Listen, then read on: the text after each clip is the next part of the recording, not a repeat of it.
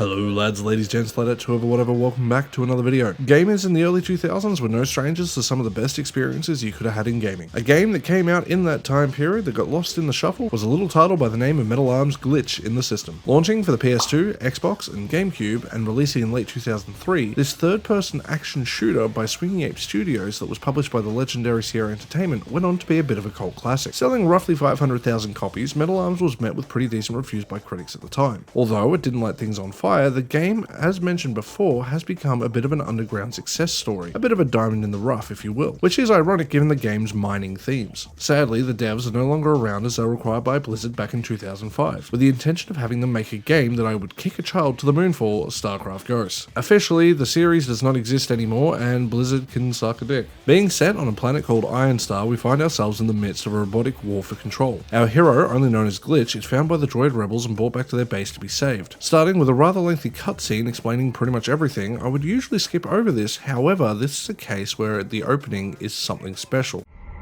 Hey, Crunk, were you able to repair our mystery bot? Of course I f***ing fixed him. It was a huge pain in the f***ing waistband, because he's some kind of custom jobby, but nothing I couldn't handle. This cutscene sets up everything you can expect perfectly. And I don't just mean, hey, here's the story. I mean, you get to see the great comedic writing and the voice acting. Seriously, the cast that voiced this made me nerd out. We have Dave Wittenberg, the voice of Kakashi, Dan Castanella, Homer Simpson, Patrick Warburton, who you should already know, Corey Burton, who has a stupidly good resume, doing his best Rip Thorne impersonation, and Dave Povenmire, aka Dr. Doofenshmirtz. Dr. Wexler, you're a platypus.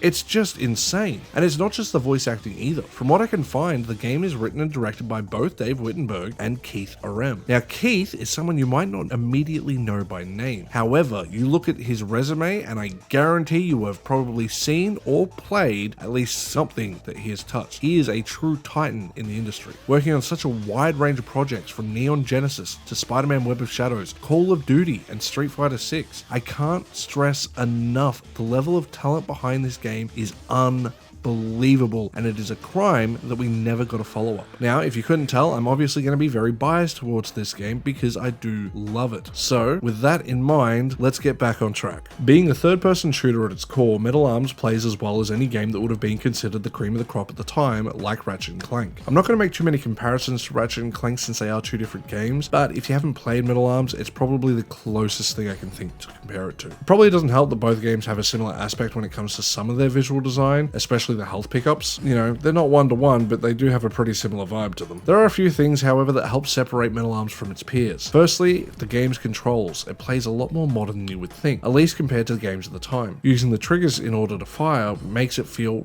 really easy to go back and play. Secondly, enemies can have their body parts destroyed. This actually is really nice and not something we really had at the time. And finally, the focus on slightly more environmental-based puzzles. Not that they're overly difficult by any means, but having to destroy structures in order to traverse the world actually makes the game feel a little more cohesive as an entire unit. And like the destructible body parts isn't something we typically would have had. Having these destructible environments that allow us to traverse different areas allows the level design itself to actually shine. However, they serve more than just the purpose of puzzles, as we can take out certain floor tiles in order to make enemies fall into lava. With all this said, not everything is positive. It's important to note there are some negatives, and they are kind of minor, but they are worth mentioning. Mainly the fact that we do not have a map. The lack of map makes the levels a little bit hard to traverse. Even though they are pretty straightforward, there are times where you will get turned around. So I think having a mini-map instead of the vague radar that we have in the top corner would have been a better touch. Also, even though I praise the game for playing a lot more modern than you would expect, the way in which we change weapons is a little bit cumbersome. So if this game was to ever get a remake, which I hope it does, I think the introduction of a weapon wheel would definitely serve this game quite well. And to continue talking about the game's weapons, it has a pretty damn good variety. Having access to 9 main weapons and 7 secondary, Glitch has a pretty decent arsenal, allowing you to experiment and take fights how you sort of want. Certain weapons will definitely be better than others at certain points in the game, as you will notice. However, there is always a chance a certain gun that you don't use very often can save your butt. Most of the weapons also have a very limited ammo supply that you can find within the level, so it makes having to kill your enemies and being smart with your shots actually important. This makes the game a little bit more difficult than you would like sometimes, however, it doesn't make the game just a cakewalk. So I think the game actually has a pretty fair challenge to it. You'll notice the only weapon you have access to that has unlimited ammo is your opening weapon, which is the mining laser. I'm a fire and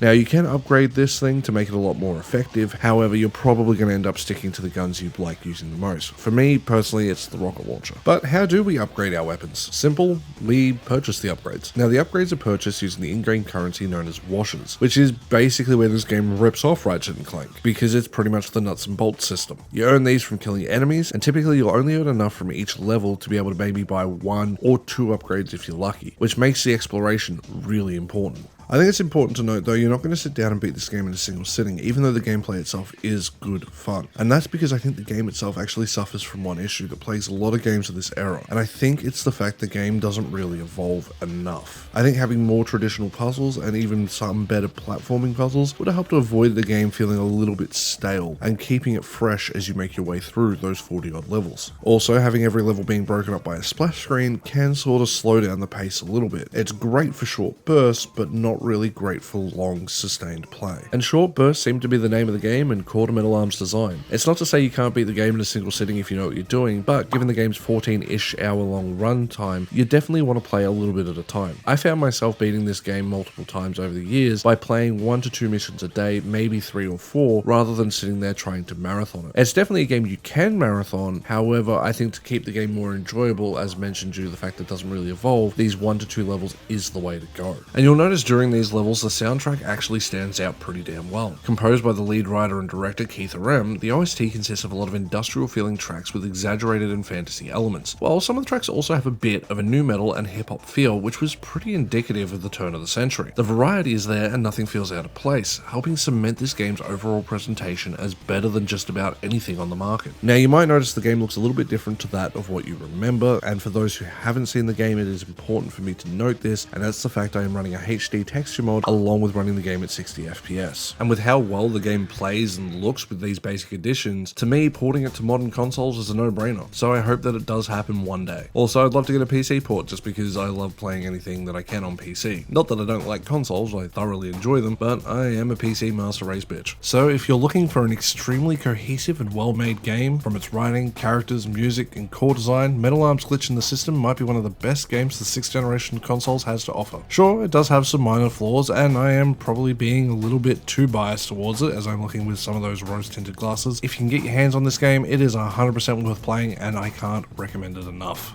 So with that, lads, ladies, gents, ladettes, whoever, whatever, it brings us to the end of another video. I'd like to thank you so much for watching this look back at Metal Arm's Glitch in the System. If you wish to support the channel, please consider hitting that subscribe button, the like button, and if you want to go that extra mile, you can support me on Ko-fi for just $1 a month, where you'll have your name thrown up on the end of a video like we have for our lovely people right now, along with getting to see upcoming videos and a little bit of behind the scenes stuff. You won't have early access to the videos yet, however, down the line I will open this up as a feature for people who do support. I'd like to thank you so much all again. Stay safe out there.